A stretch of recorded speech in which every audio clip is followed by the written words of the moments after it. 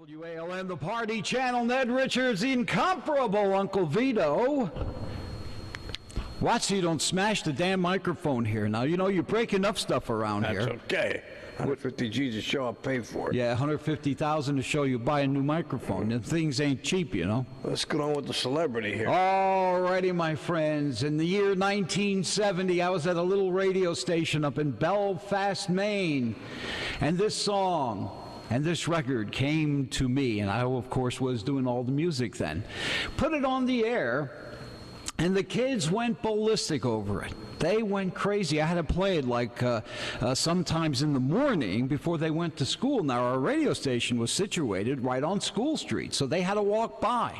And they all put the sign up there. Could you play for my girl? Could you play for my boyfriend? Lay a little lovin' on me. Can you play it more? We want to hear it more. We want to hear it more. So I always end up playing it twice an hour sometimes. But anyway, I am very humbled and very honored to have that man that sung that song, made it all across the country on Billboard to number 11, made it to number 1 in Belfast, Maine. Ladies and gentlemen, I am very proud to bring you Mr. Robin McNamara. How you doing? Hey, Ned, my brother, how you doing? I'm so happy to hear you feeling better. Oh, definitely. I'm feeling much better, and of course, you know, having you on the show makes the show even better. How's that? Oh, not too kind, brother. I appreciate that. Well, let's talk about that. Before we talk about that song, let's go back to when Robin McNamara said to himself, you know what, I'm going to be a rock and roll singer. When did that all take place? Well, I mean, try to make a long story short here. When I was in high school, early in high school, I started to pick up the guitar. Well, how it started, really started when I was probably 8 or 9 years old, and when I first heard Gene Vincent, Beep-Bop-A-Lula, that song changed my life. And then another thing that changed my life was when I went to go see Love Me Tender with Elvis Presley in the movies, and when I came home, I just wanted to be him like every other kid, you know. Wow. And then, you know, obviously I just got into rock and roll from that point on. That was 56 when Love Me Tender came out, 56, 57, so I was only 9, 10 years old. And Gene Vincent, Beep-Bop-A-Lula was around the same time, so it was just embedded in me from that point on, and so I just followed the music right along, right up through, you know, Dion and the Belmonts and all the rest of the doo-wop, and then obviously between, I would say 61 and 63, you know, we had Frankie Valli and the Four Seasons and the Beach Boys, but I was afraid we were going to lose rock and roll because we had nothing that powerful to sustain it like Presley. But then all of a sudden the Beatles came over, and thank God that happened. They saved rock and roll. Wow. And you know, so many other people say that's when rock and roll died, not only when the three of them passed away in the airplane crash, but they say a different type of rock and roll passed away at that time in, what, 64, I guess?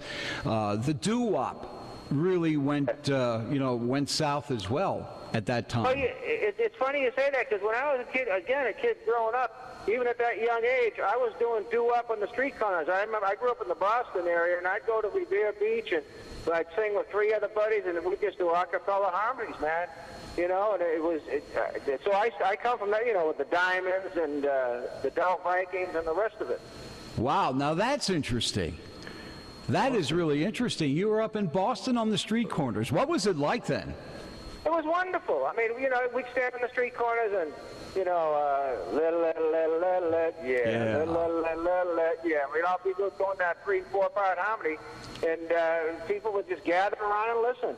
Yeah, they didn't have drive-by shootings then. They had drive-by doo-wop, you know? Yeah, really, brother. And then, anyway, and then when I get into high school, you know, people asked. I started jamming with musicians, and people wanted to join bands. I formed a band, and the first band I was in was called Robin and the Hoods, and you know, and then the Robin and the Stingrays, or whatever. And then we learned songs. And at that time, after about 14, 15, I taught myself some chords in the guitar. And it was just embedded in me to try to write music. And because, to be honest with you, Ned, I consider myself a songwriter more than anything. After I learned a few chords, from that point on, I started to write songs, and I did write songs.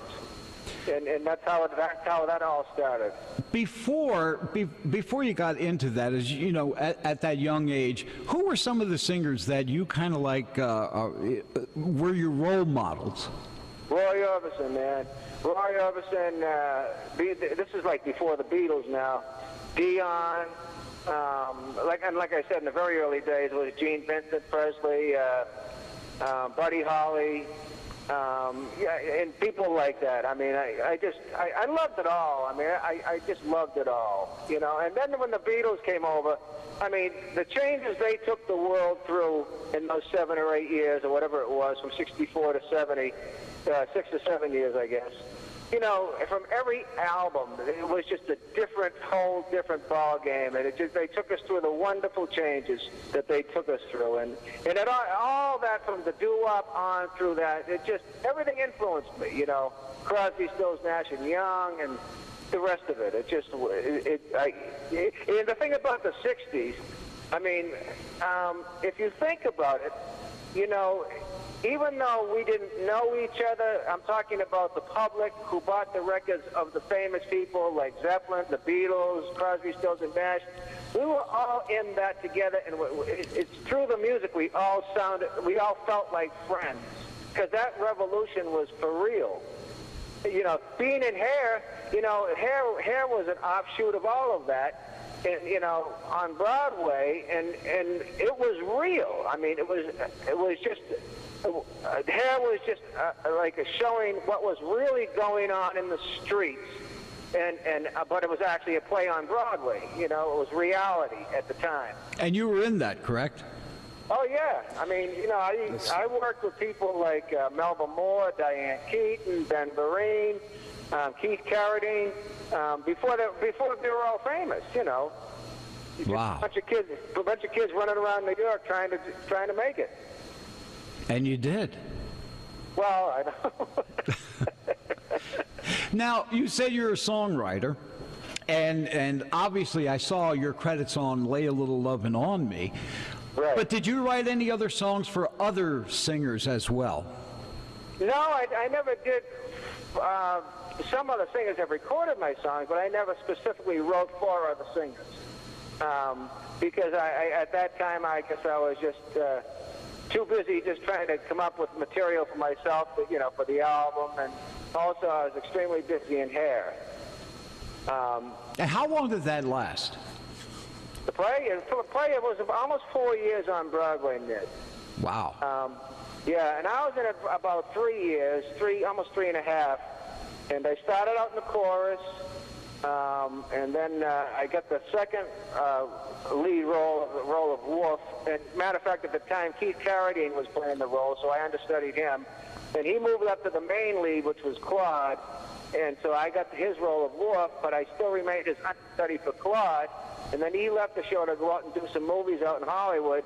And when he left, I got to do the lead role, which was for 1.5 years, which was just magical times in my life. The Castles, Mr. McNamara, the Castles, they sang the song here, didn't they? I believe. Yes, the Castles did, yes. And there were a lot of hits from that show. Yes, there was. There really was. And what was it like to be in the play? I mean, to be the lead role in such a play, and I'm sure it jammed the theaters all the time it was there. It was sold out. Matter of fact, to this day, Hair is the only play that had 33 running companies around the world at the same time. Wow.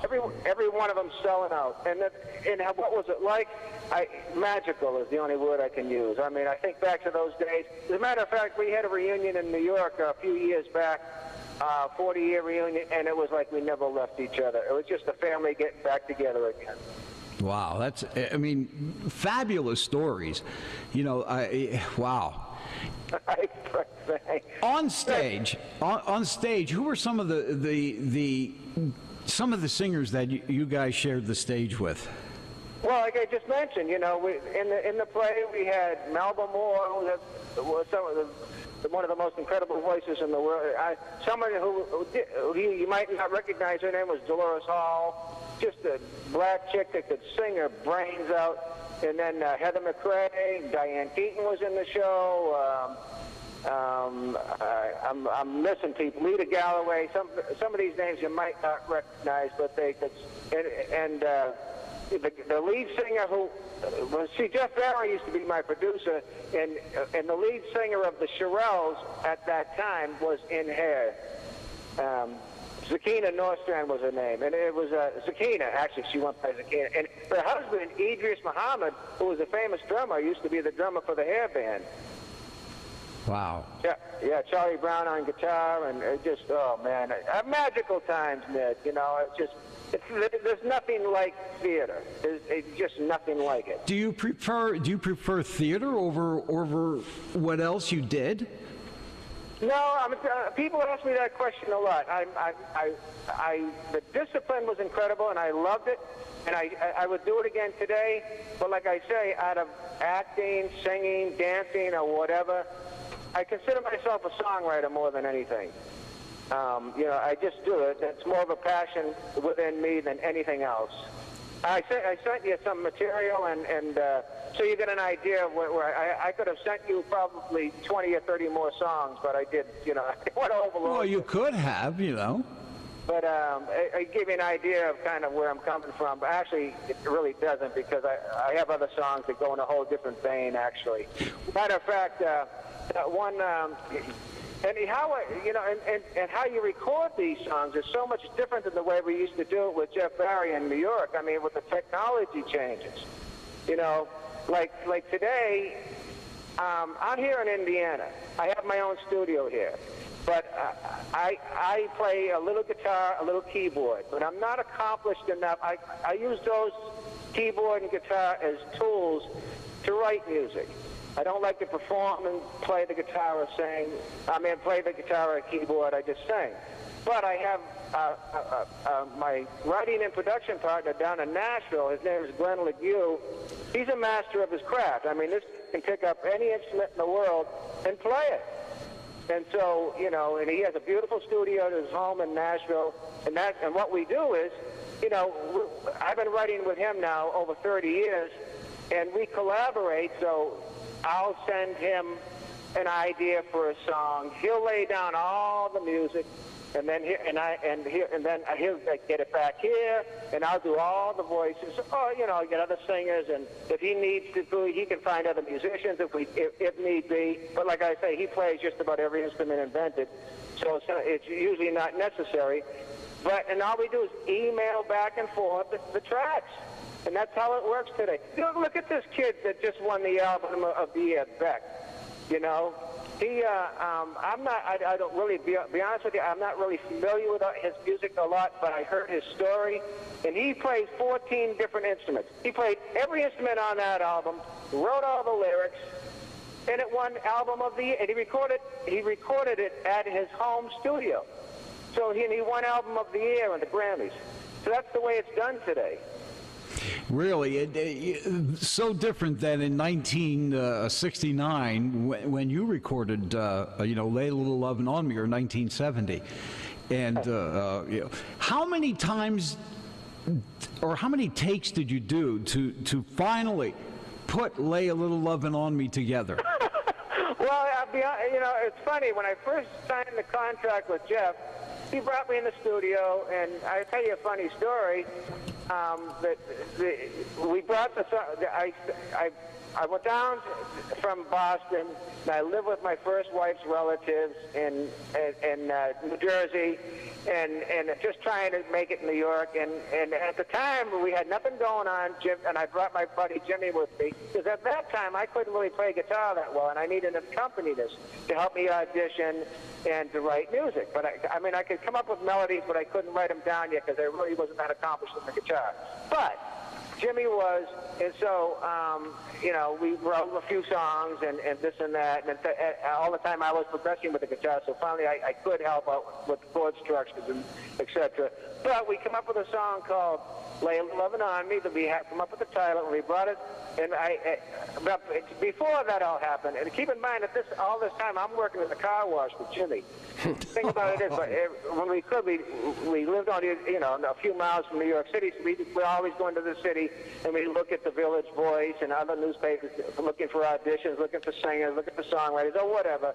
And to make a long story short, again, I auditioned for this manager, and it turned out it was Tommy James and Sean Bell's manager, Mark Allen, and he turned me on to Jeff Barry. We brought Jeff Barry, Lay a Little Lovin' on Me, and Jeff at the time, he loved the song, but he said, we can't, he says, I don't think we can call it that. And I said, well, why is that? And he said, well, it's just a little bit over the line. And I said, come on, man.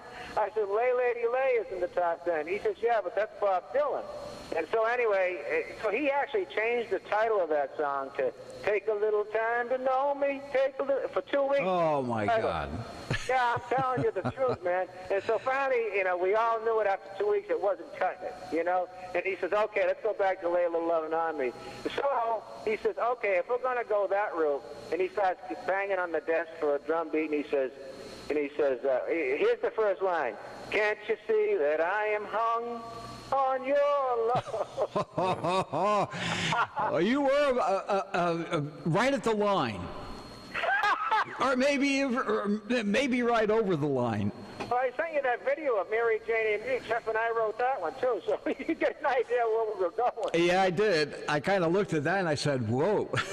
You know, but the thing about it is, you know, Jeff is known for a lot of, I guess you'd call lemonade music or whatever, but you can't knock the success of Sugar Sugar and all the other hits he had, you know, I mean, but with me, he wasn't afraid to break the mold with me.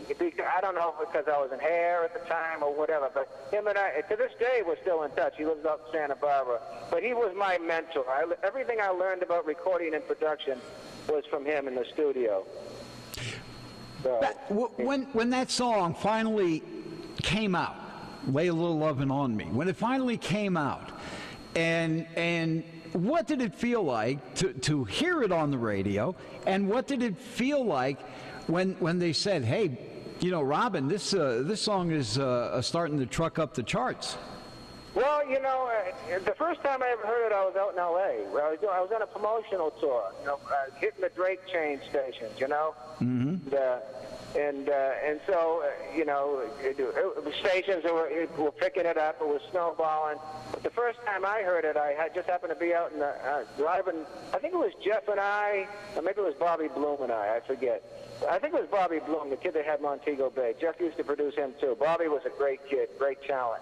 But anyway, I heard that, and as soon as it came on the radio, we were at a red light, so we got out of the car and started dancing in the street. Oh, boy. Well, you know what? You should have took that promotional tour to Belfast, Maine, where I was. Are you from Maine? Well, no, actually, I'm from this area, but to get my first job in the radio, now, of course, you got to remember, like you, in 1969, I was banging on doors everywhere and got nowhere. And finally, there was an opening in Belfast for a morning guy because their middle-of-the-road music up there was not bringing the revenue in, and the town was getting bigger, and there were more kids, and well, they needed something a little different up there. And someday I'm going to have to call you and talk to you about the Presbyterian minister up there, and we'll get into that someday. I'll give you a buzz. Yeah, I'm very familiar with Maine. I used to actually live in Bangor for a while, base out of there. I played all over Maine, Vermont, all over New England, with all the beach scene on the coast. I mean, this is during high school, though, I'm talking about now. Right, you know. Right. Well, we were right off of Bar Harbor, Maine there. Oh, Bar Harbor, beautiful area, beautiful. Well, I can tell you're from Boston. How about it, Uncle Veto? Oh, you got that Brooklyn accent. He got. Well, hey, you got the McNamara's Irish. The Irish and Italians are in Boston. Oh, you got that right, brother. Mm-hmm. So when you went on tour, finally, when you were getting asked to come to arenas to sing or wherever. What was that like for a young kid? You know, It's just wonderful. I mean, you know, to go to places where people appreciate your music and perform it there's nothing like it. I mean, there's just nothing like it. I mean, when people, they sing along with a song you happen to write or co-write or whatever, you know, it's a wonderful feeling, Ned. You know, I'm very, I feel so much gratitude for things that have happened in my life, you know. Well, like I said, you know, when I first put your song on the radio, WBME in Belfast, Maine, and of course the kids would walk right past the radio station, and I played it, I guess it was around 7 o'clock in the morning. I guess they were pretty much all getting ready to go to school. And I went by, or the kids went by, and they would put stickers on the windows, and they would say, "Could you play Lay a Little Lovin' on Me again? Could you?" You know, I mean, the song kind of took off, and you know, oh, can you dedicate this to my girlfriend? Can you dedicate this to my boyfriend? And I'm sitting there, "Lay a Little Lovin' on Me." Yeah, your parents would really like that, you know. But it didn't matter because the parents finally were starting to give in to the rock and roll music, and the parents were becoming a little younger then, and you know, it was a total different music scene up there. And yeah, it sure was. And like I say, during that was a wonderful time, the late '60s, early '70s. I mean, for music. Yeah, it was. Oh, and like I say, that those protests in the streets were for real. And if you think about it, with all the heavy, I mean, like the Beatles and with the songs like Revolution or Crosby, Stills and Nash with Kent State, it's like, music was our main weapon. Quote unquote, no nonviolent. The peace and love movement was for real. And music was our main statement, our main weapon to take on the ignorance and madness of government and war. Like Barry McGuire. Yeah, Barry McGuire and the Eve of Destruction. Barry McGuire was in the original cast of Heads also. Was he? Oh, really? Yeah, that's right. He was. Yes. He sure was. And Eve of Destruction. I mean, it was all for real. Everybody. It's not like we were just singing these songs to try to make money and or just perform. We were feeling the ignorance and madness that was going on with the government and the war, the Vietnam War. It was nuts. Yeah, it was. Yeah. It's funny. I got another kind of a little gem of a not a gem, but a funny story. Before I went to New York, I was performing around the Boston area. One of the last gigs I had was on Cape Cod at a club called the Mill Hill Club in West Yarmouth. And my band was going to be splitting up, but I met another band there, and they asked me to sing with them. Now, this band's name was the Iguanas. Now, then they came from Michigan, but they were playing on Cape Cod, and so I got to know them, and they invited me back to Michigan. They invited me to join the band. This was before I went to New York, and right after high school, and I went back to Michigan with them, and it turns out the drummer of the band had just left the band, and his name was Jimmy Osterberg, and now he went on to become Iggy Pop. Yes, I remember that. Yeah. Yeah, and to this day, I'm real close with a couple of the guys, and still with that band, and one of them is named Donnie Swickerat, and him and I go back probably 50 years almost. And as a matter of fact, I sent you a song called one of them, the songs I sent you was called "The Hands of Time," that I actually wrote with Donnie and my good writing and production partner in Nashville, Glenn. And that's one of the ones we're promoting now as possibly to be the new single. Well, it is a good one, and I am going to play it. It even has the word heart. Hearts, that's and love in it, yeah. Oh, wow, you're going to play it. That's wonderful. Yes, that's what we will play that a little bit later, I promise you. Oh. Now, back in 1970 when this song came out, was it considered, and this has been bugging me for a long time. Me too. Was this considered bubblegum? Well, Well, yeah, but I guess it was. I mean, but at that time, I guess it was. Yeah, I call it lemonade music. Lemonade music. Now, give us your what you consider lemonade music. What is lemonade music? Well, lemonade music to me was bubblegum music, and Okay. But I had no qualms about doing that because here I am, a young kid, 22 or whatever, and like I said, when I first got there, I'm working in a car wash. Anything would have been wonderful for me. And so, Mark Allen, my manager, turned me on to Jeff Barry. I had no clue who Jeff Barry was. I quickly found out he had Neil Diamond. He's the one that him and Don Kirshner invented that whole monkeys concept. And I got to meet Andy Kim. I got all these people, Ron Dante. I mean, these are all folks that all of a sudden I'm sort of hanging out with and just recording with and writing with in the Brill Building. And so it's like, I didn't care what the song was. I just wanted to have a hit. And to this day, I'm not against the bubblegum music. I mean, but like I say, Jeff, when he recorded me, if you listen to stuff that was on my early album, it's a whole lot different than Lay a Little Lovin' on Me. Now, I'm not saying it's better or worse or whatever, but it was like it showed other avenues that I could approach of writing music and presenting music that way, as opposed to just a good hook with a bubblegum sound. But again, I'm not knocking that song because it's done wonders for me. Oh, I bet it has. It actually sounds like it should have been in the play, here. That's what type of music it sounds like to me. The stage music or Broadway music doesn't sound like. I mean, I suppose. I mean, but here, I mean, if you listen, a lot of those songs were just. Hey, Galt McDermott, the guy that wrote the music for those songs, is just a genius, complete genius, and so I mean, if you listen, have you seen the play, Ned?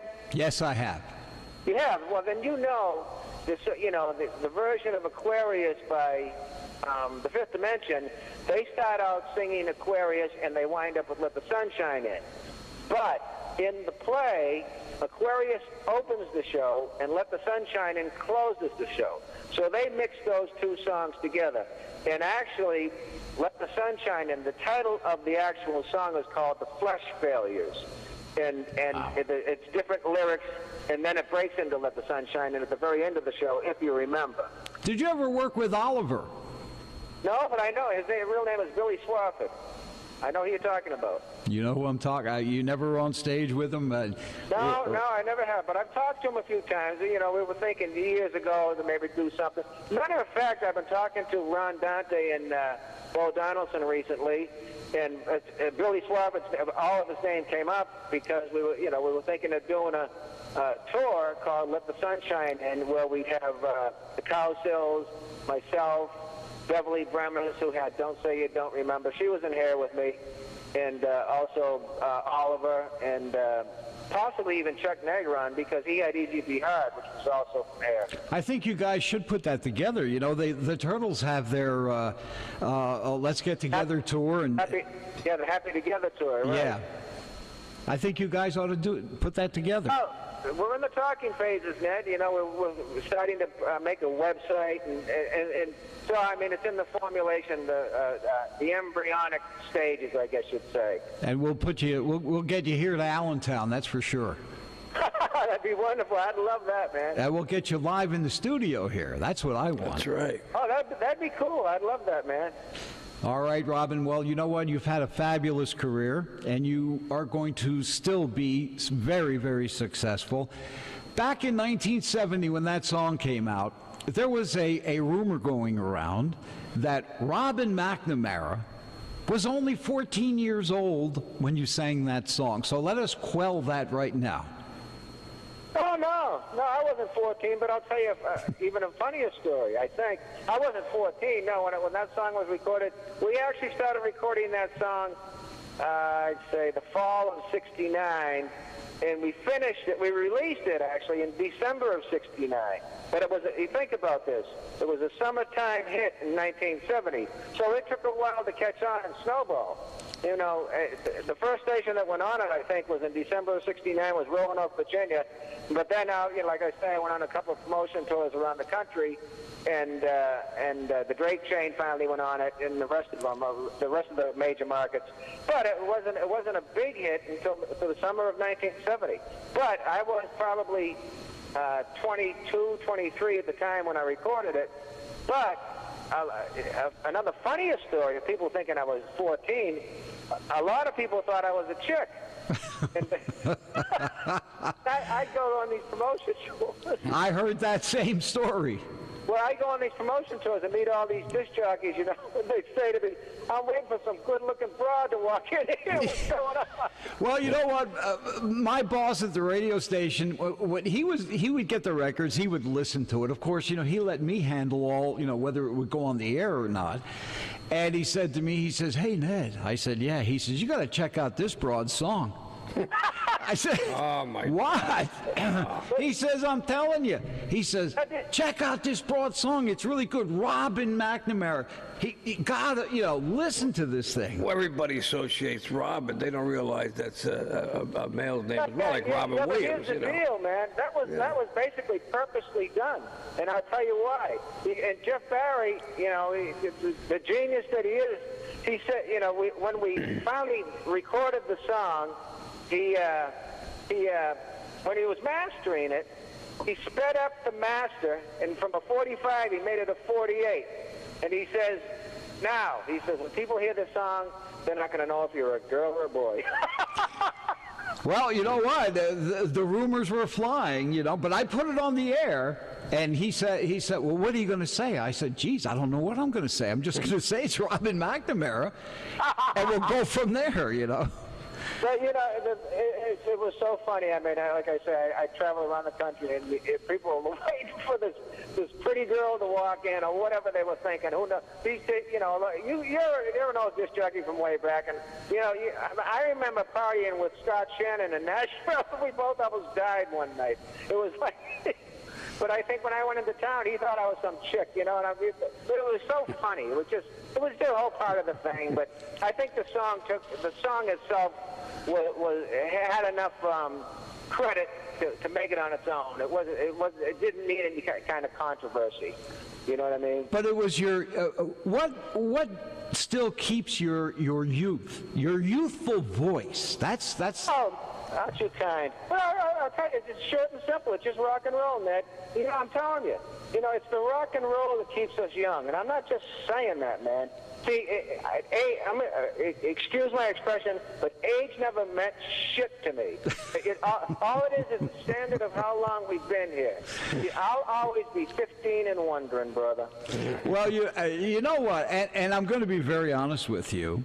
I didn't hit the pot here that was supposed to run that out because J.T. Carter said the same thing. But anyway, our youth. Our generation, I'm saying it the wrong way. Our generation, you know, yours and, you know, mine, and we're a few years apart. We are forever going to stay young. Yes. You know, I mean, you know, I don't understand. Everybody's so afraid to grow old, it seems, and I don't understand that. I mean, it doesn't. I won't cuss again. Age never meant a thing to me, and it's like, you know, I feel. I know I'm not 15, but I always will be 15 and wondering. I want to wonder. I want to experience. I want to learn more. But it's the music, Ned, that keeps us young. I'm 67 years old. It's a big deal, you know. So what? You know, that sounds old to me. I don't even know what it means. Nah, it's not old. But I don't feel it. I just don't feel it, you know. Well, you don't have horses. That's why you don't feel it. You can still jump around. I see your horses sometimes on Facebook. They look beautiful, those Clydesdales. Oh, yeah, they're a ton of work, boy, let me tell you. That's what's keeping me young. Well, that's cool, you know. I mean, whatever works, whatever works. But I also know that you know music, and you know yourself that, you know, the memories and the future, actually, too. You know, as long as we keep our head in the game, keep making music one way or the other, or appreciating music one way or the other, you yourself playing the music and enjoying the music, that's, to me, that's youth. That's what keeps us young. And I truly believe that. I truly do, and I feel so good about that. And I often say, you know, when us old-timers get together, and it's our generation of music really turned the tides on a lot of how we think today, even though it was 45 years ago. You know? Well, of course it was. Listen, the 60s revolution changed the world. It changed the world. It did.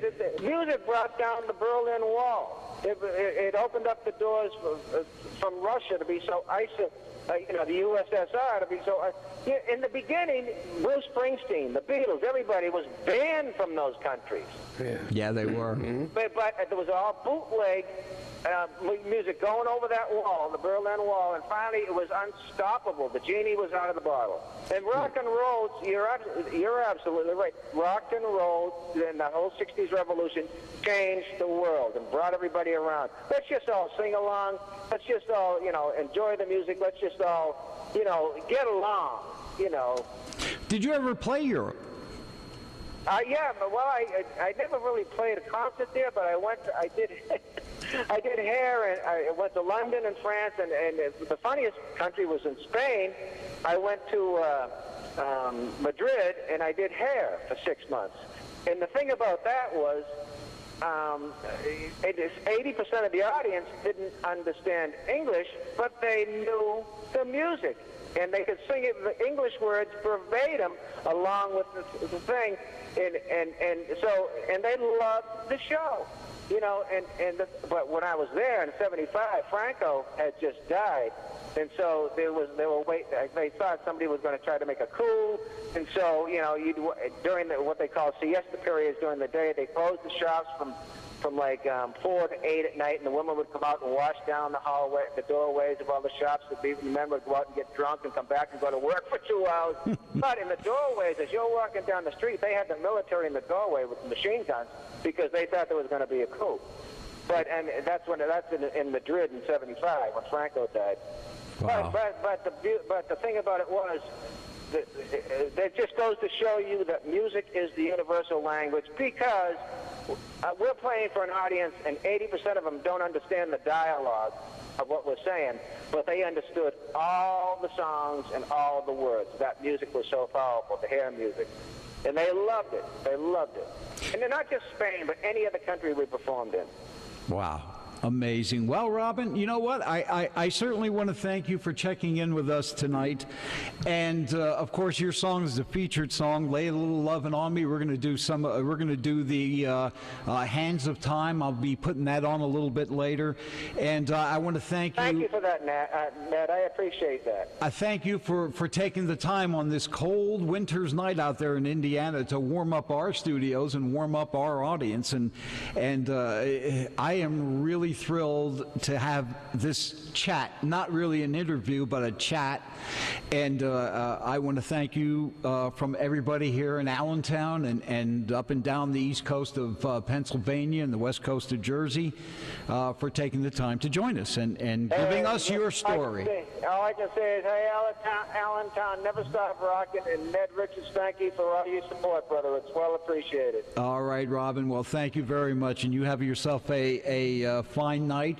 Cuddle up to that fireplace, stay warm, and we'll chat again, I am sure. Okay. All right? Thank you again, Ned. It's really appreciated, brother, for all your support. All right, Robin. Well, thank you for checking in with us. I certainly do appreciate it. God bless. Stay healthy, okay? Okay, you too, brother. Glad to hear you feeling better. I am. Thank you very much, Robin. You're welcome. We'll talk to you soon. Okay, take care. Take care.